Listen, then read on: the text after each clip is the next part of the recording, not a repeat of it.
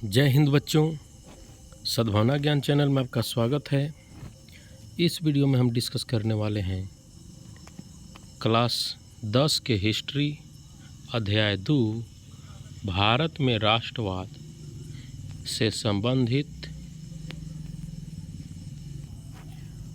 कुछ महत्वपूर्ण टॉपिक के बारे में। तो आइए वीडियो को स्टार्ट करते हैं। पहला टॉपिक है प्रथम विश्व युद्ध का भारत पर प्रभाव। पहला पॉइंट है, विश्व युद्ध ने एक नई आर्थिक एवं राजनीतिक स्थिति पैदा कर दी, जिसके कारण रक्षा व्यय में भारी इजाफा अर्थात बढ़ोतरी हुई। दूसरा पॉइंट है, इस खर्चे की भरपाई के लिए युद्ध के नाम पर कर्जे लिए गए तथा करों में वृद्धि की गई। तीसरा पॉइंट है, सीमा शुल्क बढ़ा दिया गया और आयकर शुरू किया गया। चौथा पॉइंट है, 1913 से 18 के बीच कीमतें दोगुनी हो गई, जिससे आम लोगों की परेशानी हो गई। पांचवा पॉइंट है, गांव में सिपाहियों को जबरन भर्ती किया गया। छठा पॉइंट है, 1920-21 में फसल खराब होने के कारण खाद्य पदार्थों की अभाव हो गई। सातवां पॉइंट है, इसी समय फ्लू की महामारी फैल गई, जिसके कारण 120 से 130 लाख लोग मारे गए। अगला टॉपिक है जबरन भर्ती। वह प्रक्रिया जिसमें अंग्रेज भारत के लोगों को जबरदस्ती सेना में भर्ती कर लेते थे, जबरन भर्ती कहलाता था। बच्चों, नोट में यहाँ याद रखने वाली बात है कि महात्मा गांधी दक्षिण अफ्रीका से जनवरी 1915 में भारत वापस लौटे थे। नोट का दूसरा पॉइंट है, 1917 में बिहार के चंपारण में गांधी जी ने दमनकारी बागान व्यवस्था के खिलाफ किसानों को संघर्ष के लिए प्रेरित किया। तीसरा पॉइंट है, 1917 में गांधी जी ने गुजरात के खेड़ा जिले के किसानों की मदद के लिए सत्याग्रह का आयोजन किया। चौथा पॉइंट है, 1918 ईस्वी में गांधी जी सूती कपड़ा कारखाने के मजदूरों के बीच सत्याग्रह चलाने अहमदाबाद पहुँचे। अगला टॉपिक है सत्याग्रह। सत्याग्रह का अर्थ सत्य के लिए आग्रह करना होता है, अर्थात यदि आपका उद्देश्य अच्छा है और आपका संघर्ष अन्याय के खिलाफ है, तो उत्पीड़क से मुकाबला करने के लिए आपको किसी शारीरिक बल की आवश्यकता नहीं है। सत्याग्रही प्रतिशोध की भावना या आक्रामकता का सहारा लिए बिना केवल अहिंसा के सहारे ही अपने संघर्ष में सफल हो सकता है।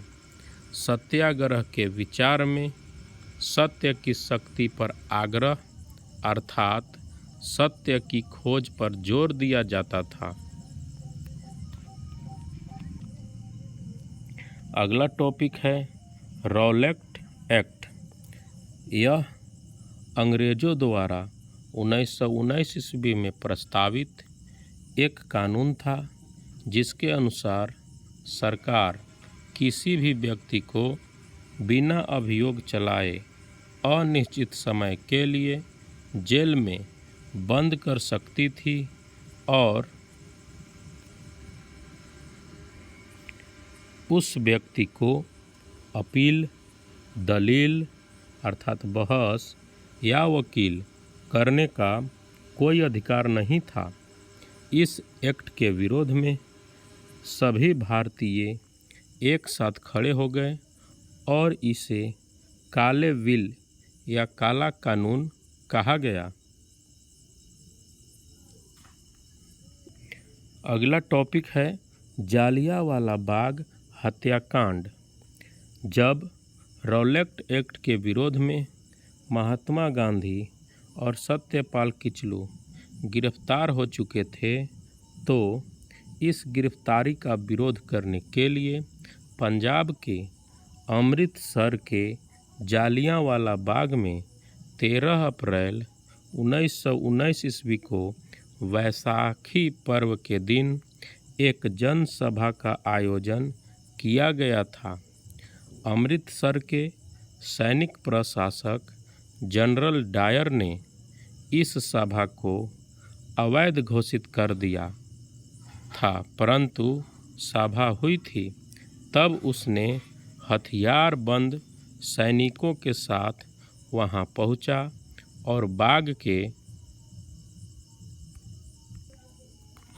सभी रास्ते बंद कर सभा पर अंधाधुंध गोलियां चलवा दी, जिसमें सैकड़ों लोग मारे गए और हजारों लोग घायल हुए। इस हत्याकांड के बाद अंग्रेजी सरकार ने एक हंटर आयोग स्थापित कर उसकी रिपोर्ट के बाद जनरल डायर को अनेक सम्मान दिए थे।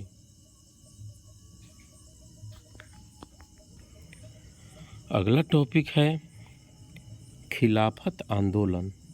मोहम्मद अली और शौकत अली, दो अली भाइयों ने मार्च 1919 ईस्वी में खिलाफत आंदोलन शुरू किया, मुंबई में जिसका प्रारंभ हुआ था। तो बच्चों, यहाँ एक छोटा सा प्रश्न बनता है कि अहिंसा का यह धर्म सभी भारतीयों को एकता के सूत्र में बांध सकता है। यह कथन अर्थात यह किसका विश्वास था? तो इसका सही जवाब है महात्मा गांधी। अगला टॉपिक है बहिष्कार आंदोलन। बहिष्कार का अर्थ विदेशी वस्तुओं का बहिष्कार करना तथा उनके स्थान पर अपने देश की वस्तुओं का प्रयोग करना था। अगला टॉपिक है पिकेटिंग, प्रदर्शन या विरोध का एक ऐसा स्वरूप जिसमें लोग किसी दुकान, फैक्ट्री या दफ्तर के भीतर जाने का रास्ता रोक लेते हैं, पिकेटिंग कहलाता है। अगला टॉपिक है बेगार।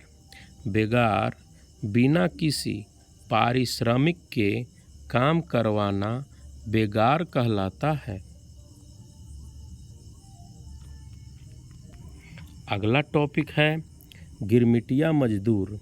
वे मजदूर जिन्हें एक एग्रीमेंट अर्थात अनुबंध के तहत कार्य में लगाया जाता था और उन्हें गिरमिटिया मजदूर कहा जाता था।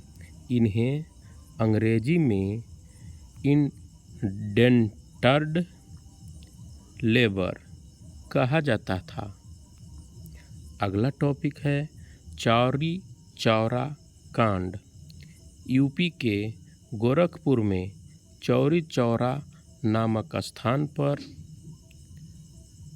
फरवरी 1922 ईस्वी को सरकार ने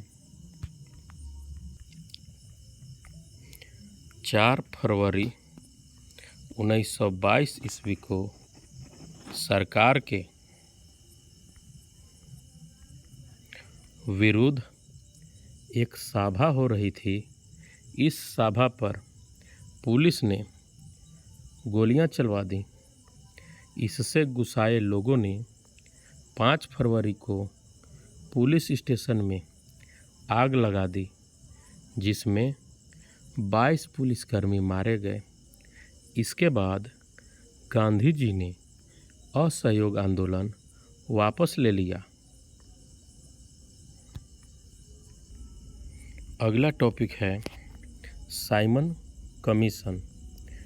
पहला, 1919 ईस्वी के रौलेट एक्ट के अनुसार यह निर्णय हुआ था कि प्रत्येक 10 वर्ष के बाद सुधारों का मूल्यांकन करने के लिए इंग्लैंड से एक कमीशन भारत आएगा। दूसरा, 3 फरवरी 1928 ईस्वी में जॉन साइमन की अध्यक्षता में एक आयोग भारत आया। तीसरा पॉइंट है, इस आयोग का उद्देश्य भारत के हितों की देखभाल करना था, लेकिन इस आयोग में एक भी सदस्य भारतीय नहीं था। चौथा पॉइंट है, इस कारण भारतीयों ने इसका बहिष्कार किया और इसे काले झंडे दिखाए गए तथा साइमन कमीशन वापस जाओ के नारे लगाए गए। पांचवा पॉइंट है, इसका विरोध जुलूस का नेतृत्व लखनऊ में नेहरू कर रहे थे। तब पुलिस ने लाठीचार्ज करी तो नेहरू के सिर पर गोविंद बल्लभ पंत ने अपना सिर रख दिया, जिसके कारण पंत जी को पक्षाघात हो गया और वे जीवन भर अपनी गर्दन सीधी रखकर न बैठ पाए। अगला टॉपिक है नमक यात्रा या सविनय अवज्ञा आंदोलन। पहला पॉइंट है, 12 मार्च 1930 ईस्वी को दांडी यात्रा द्वारा गांधी जी ने सविनय अवज्ञा आंदोलन प्रारंभ किया। दूसरा पॉइंट है, गांधी ने अपने 78 सहयोगियों के साथ नमक यात्रा शुरू की। तीसरा पॉइंट है, यह यात्रा गुजरात के अहमदाबाद के साबरमती आश्रम से प्रारंभ हुआ तथा गुजरात के तटीय गांव दांडी तक संपन्न हुआ। चौथा पॉइंट, यह यात्रा 240 किलोमीटर की थी, जिसमें प्रत्येक दिन 10 किलोमीटर की दूरी तय कर 24 दिन में पूरी हुई थी। पांचवा पॉइंट है, 6 अप्रैल 1930 ईस्वी को गांधी जी ने दांडी पहुंचकर और समुद्र का पानी उबालकर नमक बनाना शुरू किया, जो नमक कानून का उल्लंघन था। अगला टॉपिक है 26 जनवरी 1930 का महत्व। दिसंबर 1930 ईस्वी को नेहरू की अध्यक्षता में कांग्रेस के लाहौर अधिवेशन में पूर्ण स्वराज की मांग की गई थी और पूरे भारत में 26 जनवरी 1930 ईस्वी को कई जगहों पर स्वतंत्रता दिवस मनाया गया और तिरंगा फहराया गया था। इसी दिन के समान में नवंबर 1949 में संविधान बनने के बाद भी लागू नहीं किया गया, लेकिन बल्कि 2 माह बाद 26 जनवरी 1950 ईस्वी को संविधान लागू किया गया। अगला टॉपिक है गांधी इरविन समझौता। 5 मार्च 1931 ईस्वी को गांधी और इरविन के बीच एक समझौता हुआ, जिसके बाद गांधी जी ने लंदन में होने वाले दूसरे गोलमेज सम्मेलन में हिस्सा लिया। गांधी इरविन समझौता की 2 प्रमुख विशेषताएं निम्नलिखित थी। पहला, सरकार सभी कैदियों को रिहा करने के लिए राजी हो गई जिनके विरुद्ध हिंसा से जुड़ा कोई मामला नहीं था। दूसरा, इस समझौते के बाद गांधी जी को दिसंबर 1931 ईस्वी में दूसरे गोलमेज सम्मेलन के लिए प्रतिनिधि के रूप में लंदन भेजा गया। तो बच्चों, अब नोट का पहला पॉइंट याद रखने लायक है। बंकिम चंद्र चटर्जी ने 1870 ईस्वी में वंदे मातरम गीत लिखा था। बाद में इस गीत को अपने उपन्यास आनंद मठ में शामिल कर दिया। दूसरा पॉइंट है, 1905 ईस्वी में अवनींद्रनाथ टैगोर ने भारत माता की विख्यात छवि अर्थात चित्र को चित्रित किया। अगला टॉपिक है भारत छोड़ो आंदोलन। भारत छोड़ो आंदोलन 8 अगस्त 1942 ईस्वी को आरंभ किया गया था। इस आंदोलन का लक्ष्य भारत से ब्रिटिश साम्राज्य को समाप्त करना था। यह आंदोलन महात्मा गांधी द्वारा अखिल भारतीय कांग्रेस समिति के मुंबई अधिवेशन में शुरू किया गया था। इस आंदोलन में गांधी ने भारत को करो या मरो का नारा दिया था। भारत छोड़ो आंदोलन का दूसरा नाम अगस्त आंदोलन था। तो बच्चों, इस प्रकार इस अध्याय से संबंधित सभी टॉपिकों का अध्ययन संपूर्ण हुआ।